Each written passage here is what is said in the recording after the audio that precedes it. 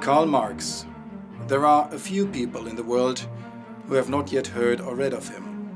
Marxism relentlessly attacks any enslavement of man by man. No wonder it incurs the irreconcilable hostility of those whose existence as exploiters is based on wage slavery.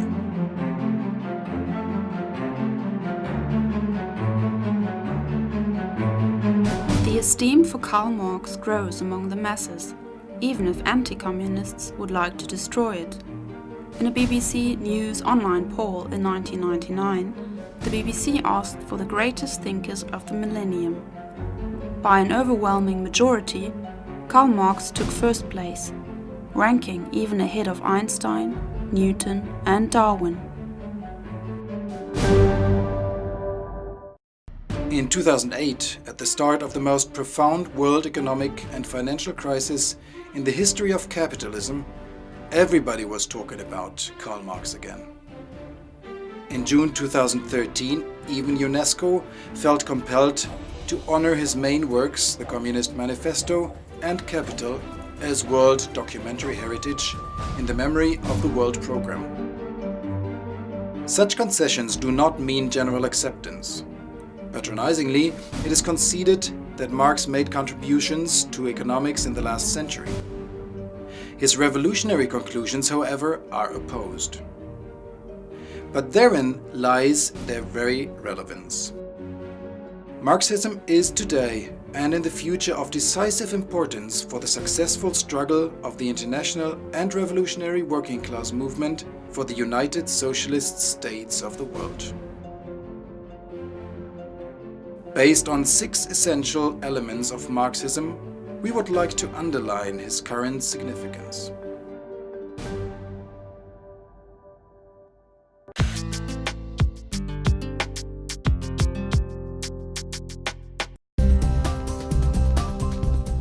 Karl Marx was born on the 5th of May 1818 in Trier.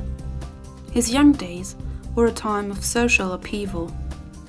For centuries, church and nobility had ruled over and exploited poor bound peasants, craftsmen and merchants. Now the bourgeois revolution swept them away. In 1789, the French Revolution tolled the bell for feudalism in all of Europe. Already in the lap of feudalism, capitalist structures had started to develop. It was the advent of the steam engine on a large scale.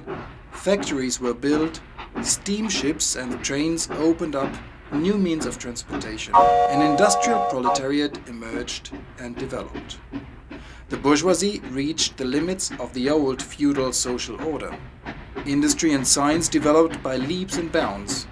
They promoted materialist views and questioned the often religiously motivated and idealist God-givens. The time had come for a new thinking, feeling and acting.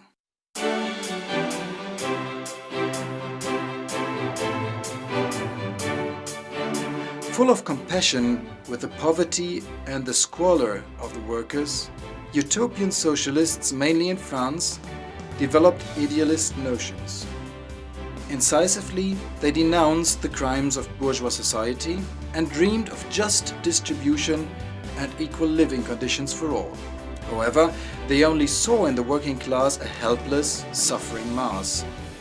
Thus, they appealed to the capitalists to negotiate over reasonable, well-meaning concepts. In contrast to the utopians, Marx and Engels recognized in the working class the revolutionary force that had nothing to lose but their chains. but a world to win without exploitation and oppression. Like many young people of their time, looking for changes in the ossified societal relations, Karl Marx and Friedrich Engels studied the works of the great German philosopher Hegel. In the Hegelian philosophy, they recognized his revolutionary contribution to the dialectical theory of evolution. All that exists deserves to perish. Herein precisely lies the revolutionary kernel of the Hegelian philosophy. There can be no finality, no fixed states of human thinking and action, but everything is in motion, in flux, in development. Thus, Willi Dickhut, leading thinker and founding member of the MLPD, summarizes Hegel's groundbreaking merits. Hegel was an idealist and held that society develops according to the ideas of humans. Marx and Engels put Hegel's dialectic from its head on its feet by separating his significant advancement of dialectics from its idealist notions. By contrast, Marx and Engels took the view that every development is based on inherent laws. Reality is only mirrored in the consciousness of humans from which they develop their ideas. Determines consciousness is the essential materialist notion underlying Marxism.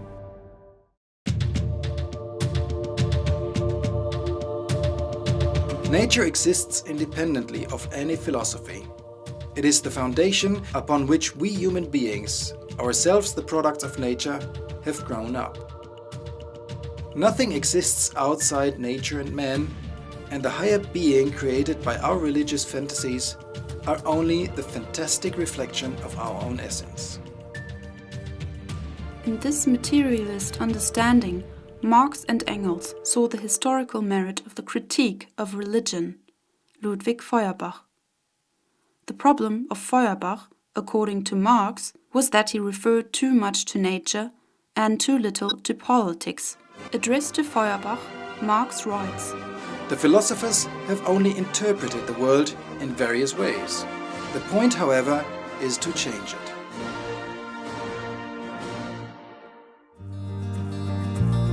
Karl Marx and Friedrich Engels were universal scholars. They acquired immense knowledge in philosophy, mathematics, culture, history, natural sciences, and military science. In old age, they still learned new languages. They were able to complement each other in intensive exchange on more specialized fields of knowledge.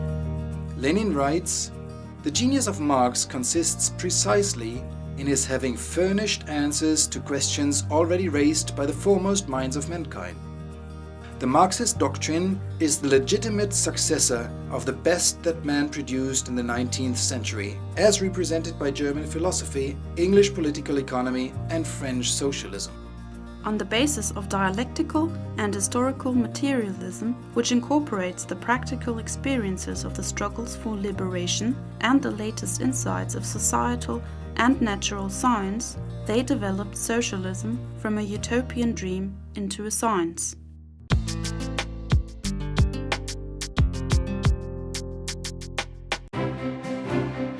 With boundless energy and endurance, Karl Marx studied all scientific books accessible to him. He paid utmost attention to international struggles, gathering information about them. He spent weeks and months in the library of the British Museum.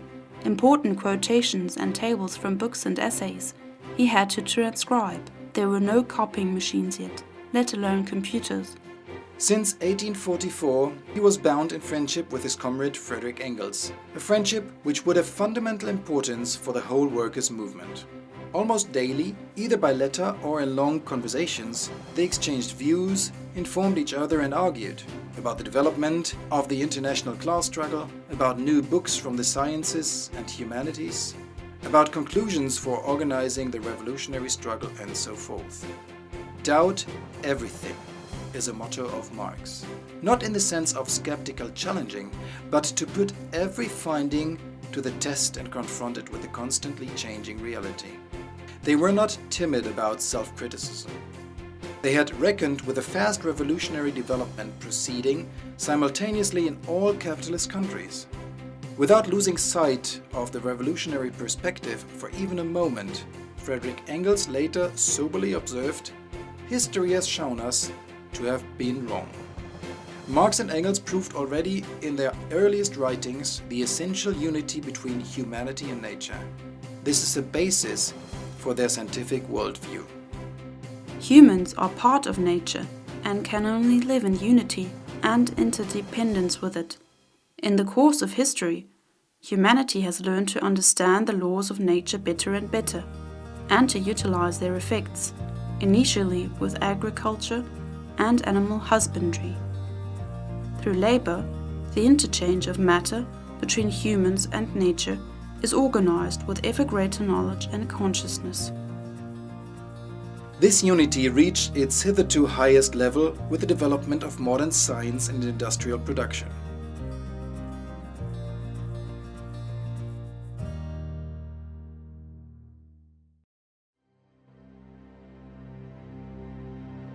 In capitalism, the compulsion to maximize profits undermines the unity of humanity and nature.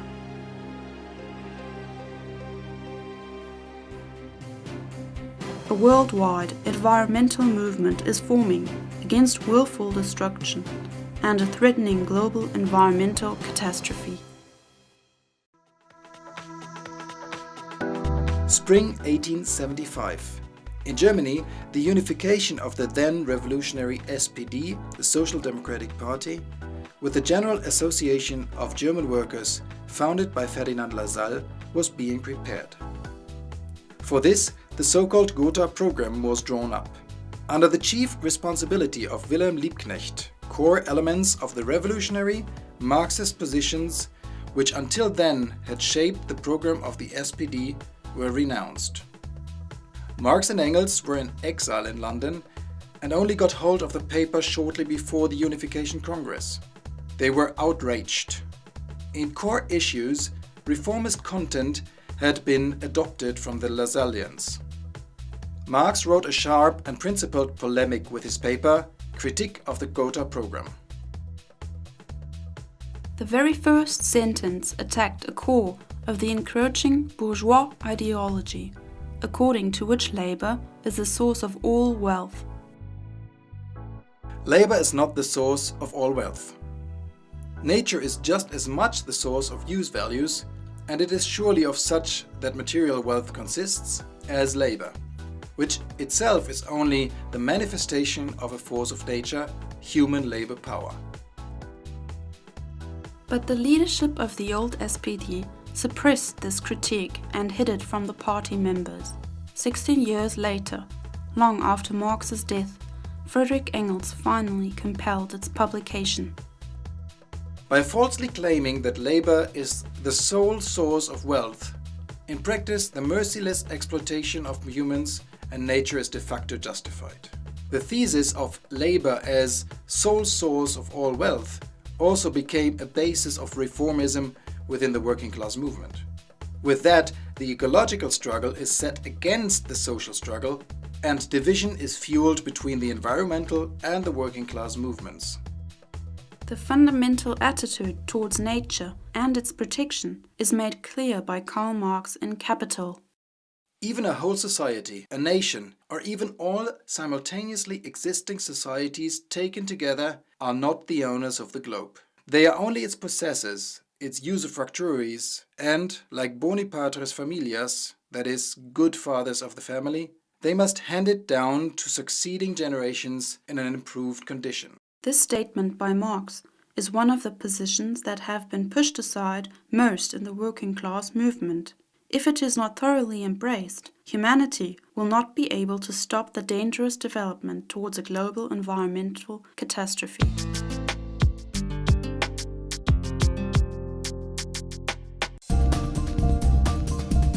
In 2008, the deepest, longest and most comprehensive world economic and financial crisis to date in the 200-year history of capitalism broke out.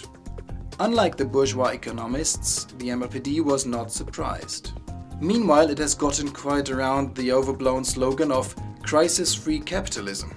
Rather, crisis management is called for everywhere. What a pathetic admission of bourgeois economics. The long-maintained Marx critique collapsed miserably. The general validity of the Marxist crisis theory was practically reaffirmed once more.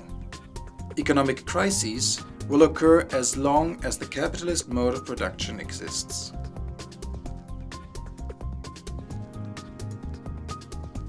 The critique of the political economy of capitalism is the heart of Marx's doctrine. His main work is Capital. To recognize the essence of capitalist exploitation through this analysis, for countless millions of workers around the globe, this becomes the guideline and incentive in the struggle for their social liberation.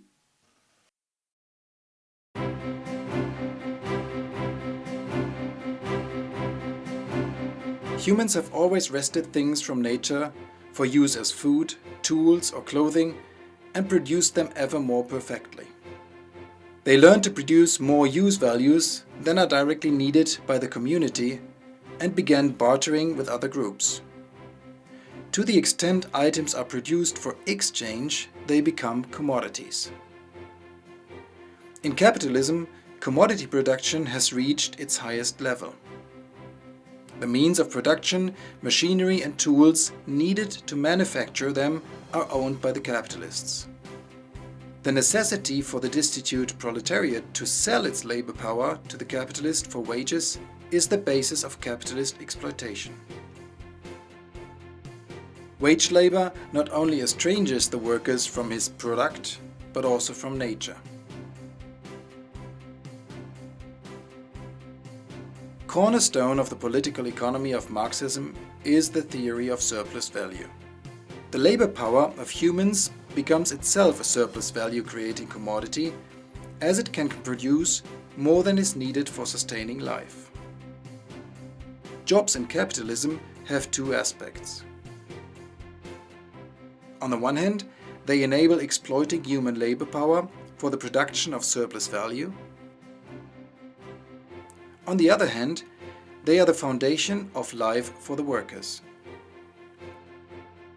If the exploiting capitalist is called employer and the exploited worker is called employee, then this is a deliberate perversion of the fact. As if the capitalists create jobs out of their sheer charity. The flip side of exploitation is mass unemployment. Workers not needed as commodity for surplus value production constitute the industrial reserve army. Marx recognized that capital can only exist if it grows whatever the cost. If the growth reverts, crises of overproduction occur. However, capital can only grow if the number of workers producing surplus value grows. As capitalists continuously increase the exploitation of labor power, to eliminate competition, workers are replaced with machines. This leads to a tendency of the rate of profit to fall, the cause of overproduction crises. The competition among capitalists for the highest realizable profit forces them to constantly increase labor productivity and increase the sum of unpaid surplus labor. No capitalist can declare he is content with less profit. If he does, he has already lost. Against this law of crisis, the capitalists are powerless. Marx writes. And how does the bourgeoisie get over these crises? On the one hand, by enforced destruction of a mass of productive forces. On the other, by the conquest of new markets and by the more thorough exploitation of the old ones. That is to say, by paving the way for more extensive and more destructive crises and by diminishing the means whereby crises are prevented. The reorganization of international capitalist production also made an international industrial proletariat emerge. It is most closely connected with the modern industrial facilities and is able to be the vanguard of the worldwide struggle for liberation and assume the leadership of the struggle for the international revolution. the potential of a revolutionary world crisis unfolds again.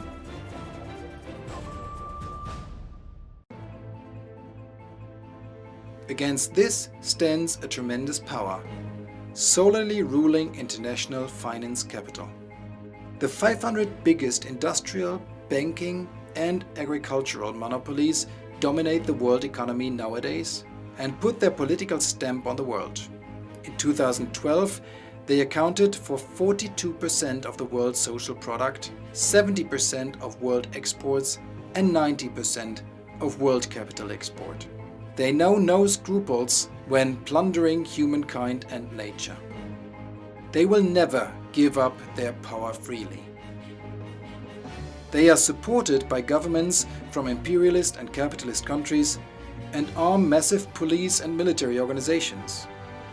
They throw their intelligence services' web of spying and surveillance over friend and foe. Not least, they have an all-pervasive media organization which engages in sophisticated manipulation of the masses' mode of thinking. But it is a colossus on clay feet. The whole imperialist world system exists only in a general crisis proneness. Who wants to abolish capitalist crises has to abolish capitalism and build socialism. Just as capitalism grew in the lap of feudalism, the material preparation of socialism ripens already in capitalist society. On this basis, Marx developed the scientifically founded vision of a communist society in which the exploitation of man by man is overcome.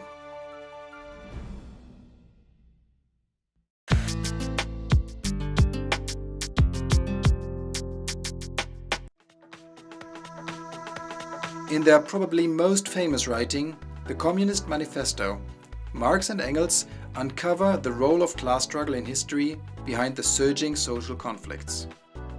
Not divine omnipotence or great men are the driving force of human history. It is the antagonism between slave owners and slaves, feudal landowners and serfs, nobility and rising bourgeoisie, and finally, working class and capital. In consequence, this struggle of the classes is about the control of the socially produced wealth and political rule. The class struggle is waged as economic, political, and ideological struggle. In capitalism, the class struggle proceeds in various stages up to its highest form, the revolutionary overthrow of the dictatorship of the monopoly capitalists and the building of socialism. The Communist Manifesto was rapidly circulated after its publication and translated into nearly all languages. Its closing lines electrify. The communists disdain to conceal their views and aims. They openly declare that their ends can be attained only by the forcible overthrow of all existing social conditions. Let the ruling classes tremble at a communistic revolution. The proletarians have nothing to lose but their chains. They have a world to win. Working men of all countries, unite.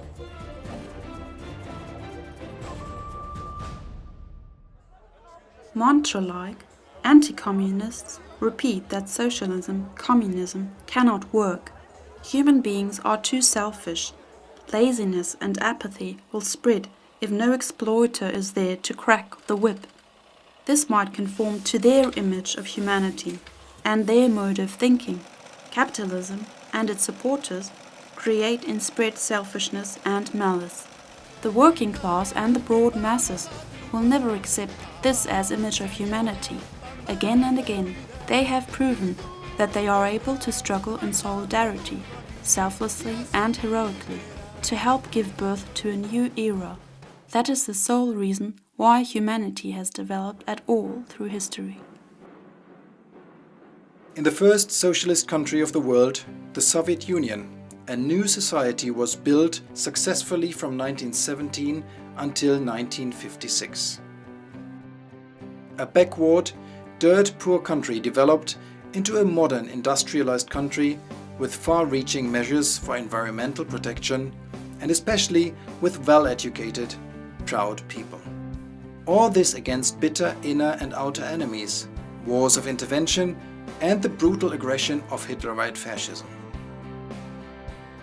After the victory over fascism, achieved by a world-spanning anti-fascist alliance in which the Socialist Soviet Union bore the biggest share, a third of humankind was able to free itself from capitalist exploitation and oppression under the banner of Marxism.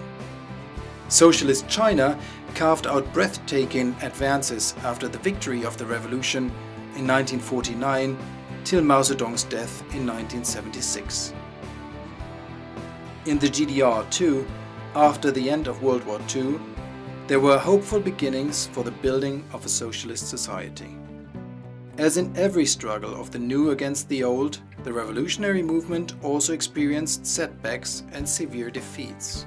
The most severe devastation was caused by the modern revisionists' betrayal of socialism in the first socialist countries. Starting from the 20th Party Congress of the CPSU in 1956, Marxism-Leninism was replaced by a bourgeois ideology. Capitalism was restored in the form of a bureaucratic, state monopoly capitalism, first in the Soviet Union, then in the GDR, and eventually also in China. This was not easy to see through. In the GDR, Marx was put on a pedestal. His texts were dogmatically repeated until they were only empty phrases, contrasting more and more with the experience of a leadership in party, state and economy that craved for bourgeois privileges and treated the masses with contempt, distrust and spying, up to building of the wall and severe suppression of any democratic aspirations. This situation fostered modern anti-communism more than the reactionary anti-communism of Hitler, Adenauer and others. Class struggle has to be continued also in socialism, a conclusion drawn particularly by Mao Zedong. The dictatorship of the proletariat is vital for that. The MLPD writes in its program, "Socialism is a society of transition from capitalism to communism. In order to achieve its communist aims, the working class organizes class struggle under socialism by means of the dictatorship of the proletariat and practices proletarian internationalism. The class struggle of the working class must be related to the control of the mode of thinking of the responsible leaders of the economy, the state and the party. This expresses from the beginning the essence of the dictatorship of the proletariat. Systematic, ideological political struggle for socialist consciousness to overcome bourgeois ideology in unity with the socialist transformation of the economic base of society and the social way of living." Uncertainty and fragmentation of the revolutionary movement are the consequence of this betrayal of socialism. But this is not where it ends. Based on Marx's theories, revolutionaries and Marxist-Leninists have analyzed the root causes of the defeats, founded new parties, conferred and united their struggles. So the theories of Marx live on.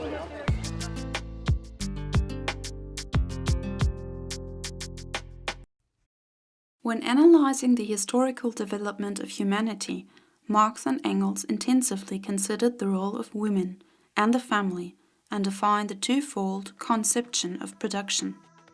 The social institutions under which men of a definite historical epoch and of a definite country live are conditioned by both kinds of production, by the stage of development of labor on the one hand and of the family on the other. They revealed that the special exploitation and oppression of the masses of women is inherent in the capitalist system, and that the social liberation of the working class and women's liberation are indivisibly linked. Based on the bourgeois state and family system, the private responsibility for the individual family is the indispensable complement to the exploitation of wage labor in capitalism's socialized commodity production. Till today, women do the lion's share of unpaid household and family work. They not only bring children into the world, but provide for them, take care of the household, and also sick and elderly family members. For that, they are fobbed off with lower wages. But not only proletarian women are subjected to the consequences of the bourgeois state and family system. Petty bourgeois and bourgeois women also are kept in financial dependency, are specially oppressed openly or subtly.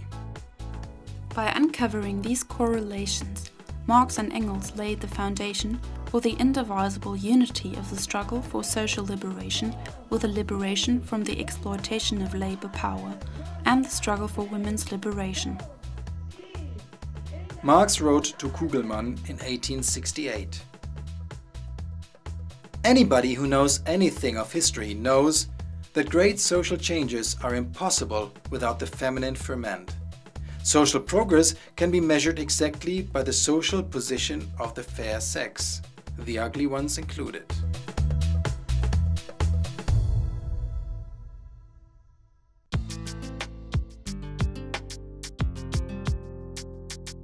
Disunited, the workers are nothing. United, they are everything. Marx was not only a theorist, he was also a hands-on organizer of the working class. In 1847, he joined the Communist League, on whose behalf he wrote, together with Engels, the Communist Manifesto. Though capitalism was still in its infancy, they recognized that it had developed from the start as an international social system and so gives rise to the proletariat worldwide. Hence, the essential character of the proletarian revolution is, as Marx writes, a revolution which means the emancipation of their own class all over the world, which is as universal as capital rule and wage slavery. Marx and Engels spoke out against national differences and antagonisms between peoples. They were fervent internationalists. The Communist Manifesto states, "The working men have no country. We cannot take from them what they have not got." In 1864, the First International was founded in London under Marx's decisive influence. Organizing this union practically, clearing away obstacles, proposing resolutions and solidarity campaigns, Karl Marx proved to be the soul of this first international organization for the preparation of an international revolution. Karl Marx's role in the First International is described by his comrade, the worker Friedrich Lessner. Marx always attached particular importance to meetings and talks with workers. He sought the company of those who spoke frankly to him and spared him flattery. He considered it highly important to hear their opinion of the movement. He was always ready to discuss the most important political and economic problems with them. During the time of the International, he never missed a sitting of the General Council. After the sittings, Marx and most of us members of the council generally went to a decent public house for a glass of beer and a chat. The practical collaboration with revolutionaries of different origins and characters went hand in hand with fundamental ideological debates. In the First International, only Marx and Engels were steadfast Marxists in all respects. There was an intense dispute with anarchism as advocated by the Russian revolutionary Bakunin. Anarchism was a petty bourgeois current in the working class movement. It followed the spontaneous rage of the working masses over the impoverishment that accompanied industrialization without understanding its causes. Modern anarchists make out of this a concept for a revolution here and now. Destroy what destroys you, often resulting in futile individual terror. Rejection of any binding organization. Till today, this is the trademark of anarchism and anti-authoritarianism.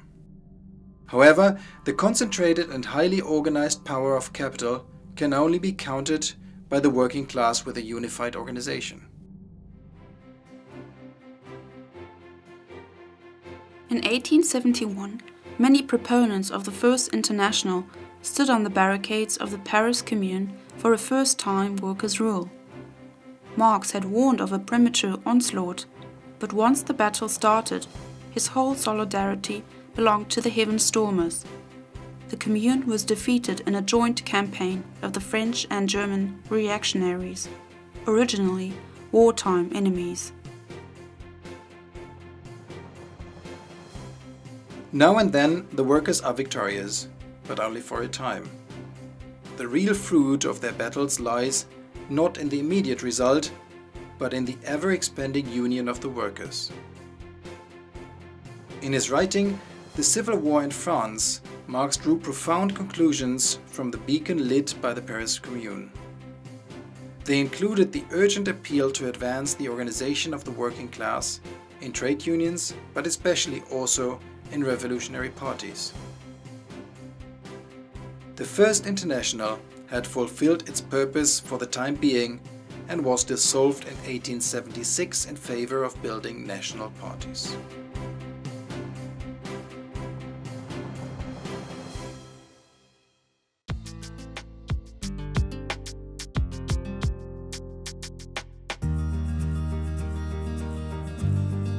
Marx was an intrepid professional revolutionary. The funds he and his wife could raise from inheritances and modest earnings from journalistic work often did not suffice for long to cover the family's expenses. Engels earned money in the factory, inherited from his father, so that Marx could concentrate on his work. The doors of the often more than humble homes of the Marx family were open to political refugees and visitors from all over the world. Close friendships linked them with scientists, artists and writers like Heinrich Heine. Marx fully embraced life, appreciated and knew Homer, Dante and Goethe, and revered the great playwright Shakespeare. Doubtlessly, the life of the Marx family was often difficult and full of sacrifice. 4 out of 7 children died very early due to the miserable conditions in exile. Little minds weave from this the legend that Marx left his wife and children in squalor, while he entrenched himself behind his desk. Marx's wife, Jenny, too was a revolutionary, emancipated person through and through. She worked as his secretary out of false conviction, transcribing his manuscripts, which were hardly decipherable for others. His children Marx adored with heartfelt joy. The 3 daughters, Jenny, Laura and Eleanor, grew up to be educated, politically dedicated women. All their life, they remained associated with the revolutionary working-class movement as translators and journalists. Eleanor Marx Aveling wrote about the relationship of her parents after their death. I sometimes think they were held together by a bond, almost as strong as their dedication to the cause of the workers. Their inexhaustible, indefatigable humor, the pleasure they took in jokes and witticisms. There's not likely to be 2 more like them soon. Despite all the sufferings and struggles, they were a cheerful couple, and the embittered Thunder God is a figment of bourgeois imagination. It will not appear strange to those who devote themselves to the study of human nature that the man who was such a fighter at the same time could be the most gentle and sensitive of all people. They will understand that he could hate with such bitterness only because he was capable of such deep love. On March 14, 1883, Karl Marx passed away at the age of 64. Friedrich Engels spoke at his grave. He summarized the pioneering insights of his friend. In conclusion, he touched upon Marx's contacts with friends and political enemies and outlined his whole way of thinking and living, which to this day has an unabated charismatic appeal. And consequently, Marx was the best hated and most calumniated man of his time. Governments, both absolutist and republican, deported him from their territories. Bourgeois, whether conservative or ultra-democratic, vied with another in heaping slanders upon him. All this he brushed aside as though it were a cobweb, ignoring it, answering only when extreme necessity compelled him. And he died beloved, revered, and mourned by millions of revolutionary fellow workers, from the mines of Siberia to California, in all parts of Europe and America. And I make bold to say that though he may have had many opponents, he had hardly one personal enemy. His name will endure through the ages, and so also will his work.